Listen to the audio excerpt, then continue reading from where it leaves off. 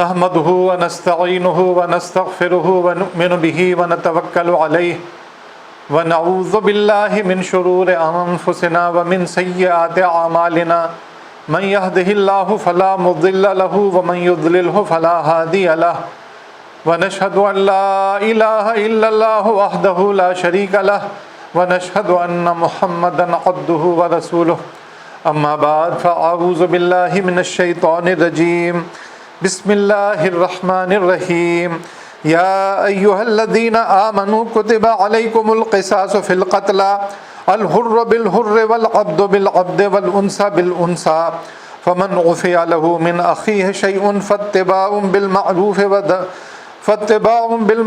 واداء الیہ باحسان ذلك تخفیف من ربکم ورحمہ فمن اعتدى بعد ذلك فله عذاب علیم وَلَكُمْ فِي الْقِصَاصِ حَيَاةٌ يَا أُولِي الْأَلْبَابِ لَعَلَّكُمْ تَتَّقُونَ۔ صدق اللہ مولانا العظیم۔ آج سورہ بقرہ کی 2 آیات آپ کے سامنے تلاوت کی ہیں، آیت نمبر 178 اور 179، 178 اور 179۔ یہ 2 آیات انسانیت کے لیے اللہ رب العالمین کا ایک بہت بڑا تحفہ ہے، بہت بڑی عنایت ہے اللہ رب العالمین کی طرف سے ان 2 آیات میں۔ اللہ رب العالمین فرماتے ہیں اے لوگو جو ایمان لائے ہو، تمہارے لیے قتل کے مقدموں میں قصاص کا حکم لکھ دیا گیا ہے۔ آزاد آدمی نے قتل کیا ہو تو اس آزاد ہی سے بدلہ لیا جائے گا، غلام قاتل ہو تو وہ غلام ہی قتل کیا جائے گا، اور عورت اس جرم کی مرتکب ہو تو اس عورت ہی سے قصاص لیا جائے گا۔ ہاں اگر کسی قاتل کے ساتھ اس کا بھائی کچھ نرمی کرنے کے لیے تیار ہو تو معروف طریقے کے مطابق خون بہا کا تصفیہ ہونا چاہیے، اور قاتل کو لازم ہے کہ راستی کے ساتھ خون بہا ادا کرے۔ یہ تمہارے رب کی طرف سے تخفیف اور رحمت ہے، اس پر بھی جو زیادتی کرے اس کے لیے دردناک سزا ہے۔ عقل و خرد رکھنے والوں، تمہارے لیے قصاص میں زندگی ہے، امید ہے کہ تم اس قانون کی خلاف ورزی سے پرہیز کرو۔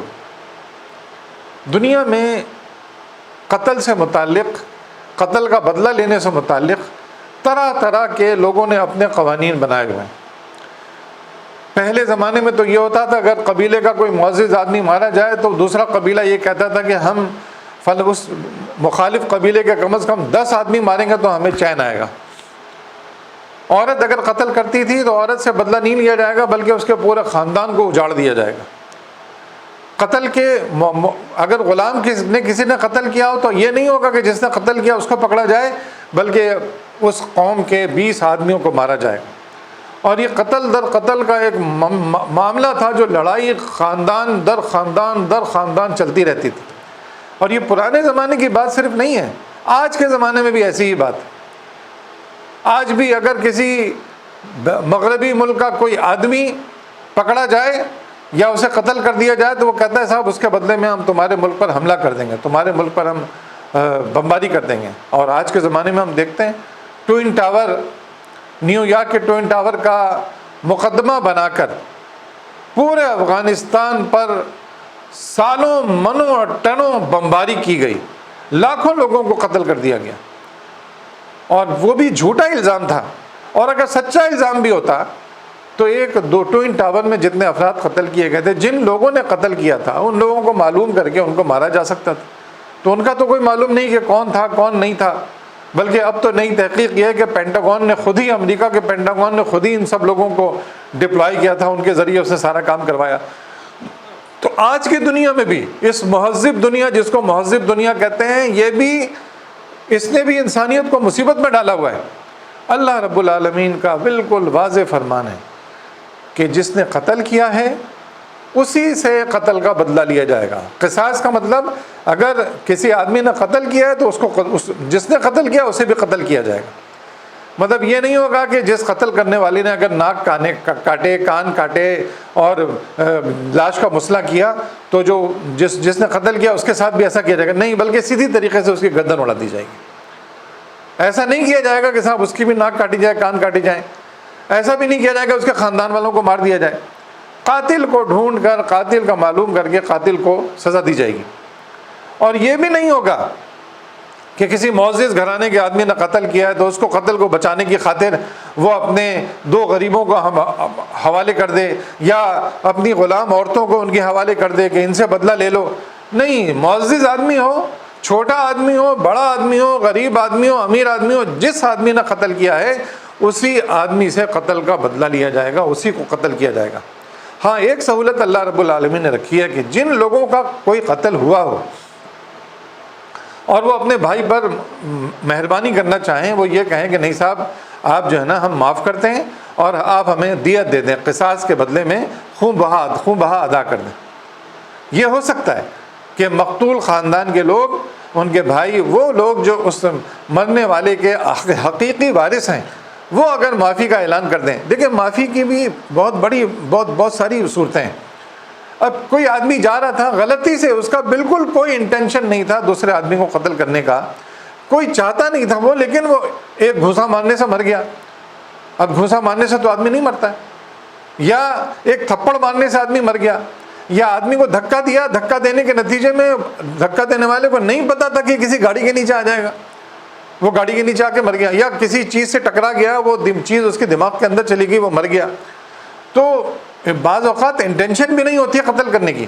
تو ایسے مواقع پر یہ اللہ رب العالمین نے سہولت دی کہ جو مقتول ہے، جو قتل ہو گیا ہے، اس کے وارثین اگر چاہیں تو معاف کر دیں، اور معافی کے بدلے میں خون بہا اگر وہ چاہیں تو خون بہا ان سے لے لیں کہ صاحب ہم اتنے پیسے لیں گے یا اتنی رقم لیں گے، ہم آپ یہ ہمیں ادا کر دیں تو ہم آپ کے بندے کو معاف کر دیتے ہیں، اسے ہم ناق قتل نہیں کرنا چاہتے. اسی لیے اللہ رب العالمین نے قرآن مجید میں فرمایا کہ جس نے ایک آدمی کو قتل کیا اس نے ساری انسانیت کو قتل کر دیا، اور جس نے ایک آدمی کی جان بخشی کی اس نے ساری انسانیت کی جان بخشی کر دی. یہ قتل نہ تو اس کو خاندان در خاندان چلنا چاہیے، نہ اس قتل کے مقابلے میں جو ہے نا اور بہت سارے لوگوں کو قتل کرنا چاہیے. جس نے قتل کیا، چاہے وہ غلام نے کیا ہو، چاہے وہ کسی موالی نے کیا ہو، چاہے وہ کسی چرسی نے کیا ہو، چاہے وہ کسی بہت ہی کمزور خاندانی رکھنے والے نے اس نے کیا ہو، اسی سے بدلہ لیا جائے گا. اس کے بدلے میں نہ 4 آدمی مارے جائیں گے، نہ 5 آدمی مارے جائیں گے. انصاف یہی ہے کہ صرف اسی کو قتل کیا جائے گا جس نے قتل کیا ہے. اور اگر معاف کرنا چاہیں مقتول کے ورثاء، وارثین جو اس کے حقیقی وارث ہیں، تو خون بہا لے کر اس کو معاف بھی کر سکتے ہیں. یہ اللہ رب العالمین فرما رہے ہیں کہ یہ عقل و خرد رکھنے والوں، قصاص میں زندگی ہے تمہارے لیے، اس کے نتیجے میں کوئی افراتفری نہیں پھیلے گی. اور پھر قاتل کو بھی معلوم ہوگا کہ میں معزز ہوں تو ایسا نہیں ہوگا کہ میں چھوٹ جاؤں گا، اسے معلوم ہوگا کہ نہیں، مجھ سے ہی قتل کا بدلہ لیا جائے گا، مجھے ہی قتل کیا جائے گا. اس کے نتیجے میں معاشرے میں قتل کی وارداتیں ختم ہو جائیں گی. اور ایسا ہوا ہے جہاں جہاں بھی قتل سے متعلق یہ قصاص کا قانون نافذ ہے، ابھی بھی پورا اسلامی نظام نہیں ہے پوری دنیا میں کہیں بھی کسی بھی ملک میں، لیکن بعض معاملات میں جو اسلامی قوانین نافذ ہیں تو وہاں پہ قاتل ملتے ہی نہیں. پوری مملکت میں کوئی کسی کو قتل ہی نہیں کرتا ہے. سب کو معلوم ہے کہ جو قتل کرے گا وہی پھنسے گا، اسی کو قتل کیا جائے گا. تو اللہ رب العالمین فرما رہے ہیں کہ اے لوگوں جو ایمان لے کر آئے ہو، تمہارے لیے قتل کے مقدموں میں قصاص کا حکم لکھ دیا گیا. صرف ایک آدمی جس نے قتل کیا اسی کو قصاص کا مطلب اسی سے بدلہ لیا جائے گا. اور آزاد آدمی نے قتل کیا تو آزاد ہی سے بدلہ لیا جائے گا، غلام نے قتل کیا تو غلام سے بدلہ لیا جائے گا، عورت نے قتل کیا تو عورت سے بدلہ لیا جائے گا. یہ نہیں کہ عورت نے مرد کو مار دیا تو اب اس کی مرد کے بدلے میں مردی، نہیں، عورت نے قتل کیا ہے، جس نے قتل کیا ہے اس سے بدلہ لیا جائے گا، قصاص لیا جائے گا. اور پھر اللہ رب العالمین جیسے مہربانی فرمائی کہ ہاں اگر کسی قاتل کے ساتھ اس کا بھائی کچھ نرمی کرنے کے لیے تیار ہو تو معروف طریقے کے مطابق خون بہا کر تصفیہ ہونا چاہیے، اور قاتل کو لازم ہے کہ راستی کے ساتھ خون بہا ادا کرے. یہ تمہارے رب کی طرف سے تخفیف اور رحمت ہے. اس پر بھی جو زیادتی کرے اس کے لیے دردناک سزا ہے. مطلب اس میں زیادتی نہیں ہونی چاہیے، رحم کا معاملہ ہونا چاہیے. اس کے بعد فرمایا عقل و خرد رکھنے والوں، تمہارے لیے قصاص میں زندگی ہے، تو امید ہے تم اس قانون کی خلاف ورزی سے پرہیز کرو. اب اللہ رب العالمین فرماتے ہیں ہم نے تمہیں یہ قانون دے دیا ہے تو اب ہم امید کرتے ہیں کہ تم اس قانون کی خلاف ورزی سے پرہیز کرو گے، کیونکہ اسی میں تمہارے لیے زندگی ہے، اسی میں تمہارے لیے بہتری ہے. اور پھر فرمایا کہ رب العالمین نے فرمایا کہ عقل و خرد رکھنے والوں، قصاص میں زندگی ہے، امید ہے کہ تم اس قانون کی خلاف ورزی کرنے سے پرہیز کرو گے. یہ جو اللہ رب العالمین نے قصاص کا ایک طریقہ رکھا ہے، اس میں زندگی بتائی اللہ رب العالمین نے کہ اس میں زندگی ہے، یہ اللہ رب العالمین کی بہت بڑی رحمت ہے۔ یہ نہیں ہوگا کہ معزز آدمی نے قتل کیا ہے تو اس کا نوکر قتل کر دیا جائے گا اس کے بدلے میں، بلکہ جس نے قتل کیا ہے وہی پکڑا جائے گا، اسی کے ساتھ یہ سارا سلسلہ کیا جائے گا۔ اللہ رب العالمین ہم کو اس بات کو سمجھنے کی توفیق عطا فرمائے کہ قصاص کا جو قانون ہے اس قانون کو لاگو کیا جائے، اسی کے مطابق فیصلے کیے جائیں۔ دنیا میں ایک اور چیز چل گئی ہے کہ بھائی اس نے تو مار دیا تو اب سزائے موت نہیں ہونی چاہیے، پھانسی نہیں ہونی چاہیے، اب اس کو جو ہے نا بس جیل میں ڈال دیا جائے، تاعمر قید میں ڈال دیا جائے، کسی کی جان لینا بہت بری چیز ہے۔ نرمی اور درگزر میں بھی اس قدر نیچے گر گئے لوگ کہ صاحب وہ اب پھانسی کی سزا ہی نہیں ہوگی، اب قاتل کو قتل ہی نہیں کیا جائے گا، اور جب غصہ آتا ہے تو پھر وہ ٹوئن ٹاور کے بدلے میں لاکھوں لوگوں کو مار دیتے ہیں۔ تو یہ دونوں انتہائیں، یا نچلی انتہا یا اوپر کی انتہا، ان دونوں کے درمیان اللہ رب العالمین نے یہ بات رکھ دی کہ قاتل ہی سے بدلہ لیا جائے گا، بس سیدھی بات، اور اسی کو قتل کیا جائے گا۔